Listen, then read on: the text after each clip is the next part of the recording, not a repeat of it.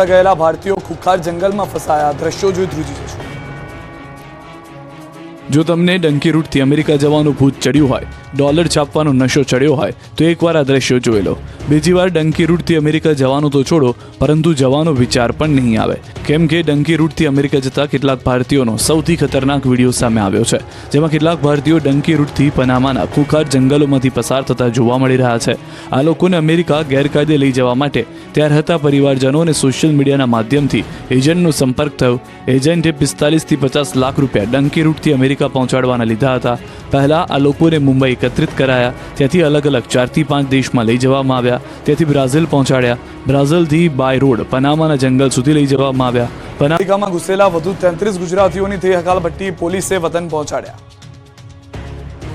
મોઢું છુપાવીને ભાગતા આ એ જ શખ્સો છે જે થોડા દિવસો પહેલા અમેરિકામાં ગેરકાયદે ઘૂસી કોલર ઊંચા કરી ડંફાસો મારતા, લાખો રૂપિયા આપી ડંકી રૂટથી અમેરિકામાં પ્રવેશી રોલા પાડતા ગુજરાતીઓને લીલા મોઢે વતન પરત આવવું પડ્યું છે।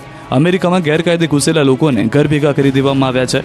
આવા ભારતીયોને લઈને પ્લેન અમૃતસર પહોંચ્યું, ત્યાંથી રિપોર્ટ કરાયેલા વધુ 29 ગુજરાતીઓનું પ્લેન અમદાવાદ પહોંચ્યું। ગેંગરેપ કેસમાં બંને આરોપીને જીવે ત્યાં સુધી કેદની સજા।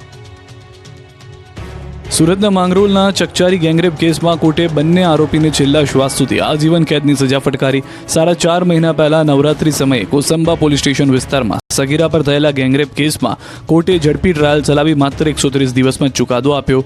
ગેંગરેપ મામલે પોલીસે કુલ 3 આરોપીને ઝડપી પાડ્યા, જેમાં એકનું ટ્રાયલ દરમિયાન બીમારીના કારણે મોત થયું, જેથી 2 આરોપી સામે ટ્રાયલ ચાલી હતી અને બંનેને કોર્ટે શનિવારે કસૂરવાર ઠેરવ્યા। આ કેસમાં સગીરાની અને તેના મિત્રની જુબાની મહત્વની સાબિત થઈ। આ ઉપરાંત પોલીસે સાયન્ટિફિક પુરાવા પણ રજૂ કર્યા, જે પણ કોર્ટે માન્ય રાખ્યા। બનાવ સમયે ચંદ્રનો પ્રકાશ હોવાને કારણે આરોપીએ ફ્લેશ લાઇટ કરતા સગીરાએ આરોપીનો ચહેરો જોયો હતો। કોર્ટમાં પણ પીડિતાએ આરોપીને ઓળખી બતાવ્યો હતો। આ ગેંગરેપ કેસમાં મુન્ના કરબલી પાસવાન, રામ સજીવન અને શિવશંકર ઉર્ફે દયાશંકર ચોરસિયાને પોલીસે ઝડપી લીધા હતા। શિવશંકરનું મોત થતાં કોર્ટમાં અન્ય 2 આરોપીને સજા ફટકારી છે। મુન્ના પાસવાન અને રામ સજીવન ઉર્ફે રાજુ વિશ્વકર્માને જીવે ત્યાં સુધી સજા ફટકારી છે। માંડવીથી જળ જંગલ જમીન સંરક્ષણ પદયાત્રા નીકળી। જળ જંગલ જમીન બચાવવા માટે આદિવાસી સમાજના લોકો રોડ પર ઉતર્યા। માંડવી તાલુકામાં આદિવાસી સમાજના લોકો રોષ સાથે વિરોધ પ્રદર્શન કર્યું। માંડવી તાલુકામાં જળ જંગલ જમીન સંરક્ષણ પદયાત્રા નીકળી। અલગ અલગ મુદ્દાઓને લઈને આદિવાસી સમાજે યાત્રા કાઢી વિરોધ કર્યો। આ વિસ્તારમાં અભયારણ્ય પ્રોજેક્ટની એકના વિરુદ્ધમાં માંડવી ઉકાઈ વિસ્તારના વિસ્થાપિતોના ન્યાય માટે લોકોએ વિરોધ કર્યો। માંડવી શુગરના ખાનગીકરણ વિરુદ્ધ અને હાઈવે નંબર 56માં આદિવાસીઓની જમીનના સંપાદન વિરુદ્ધ રેલી યોજાઈ હતી, જેમાં માંડવીના માલાથી પદયાત્રા નીકળી માંડવી નગર ખાતે પહોંચી કચેરી આવેદનપત્ર પાઠવ્યું, તો પ્રશ્નનું હલ ન આવે ત્યાં સુધી પદયાત્રા યોજવા ચીમકી ઉચ્ચારાઈ। પાલિકામાં ભેળવતા 11 ગામનો હલ્લાબોલ। વલસાડ જિલ્લાની નવી બનેલી વાપી નગરપાલિકાના મહાનગરપાલિકામાં આજુબાજુના 11 ગામનો સમાવેશ કરવામાં આવ્યો છે। જોકે નવા સમાવેશ કરવામાં આવેલા ગામના કેટલાક લોકો દ્વારા મહાનગરપાલિકામાં સમાવેશનો વિરોધ કરવામાં આવી રહ્યો છે। વાંસદાના ધારાસભ્ય અને આદિવાસી અગ્રણી આનંદ પટેલની આગેવાનીમાં કોંગ્રેસના કાર્યકર્તાઓ અને 11 ગામના લોકો દ્વારા વાપીમાં વિરોધ પ્રદર્શન કરવામાં આવ્યું।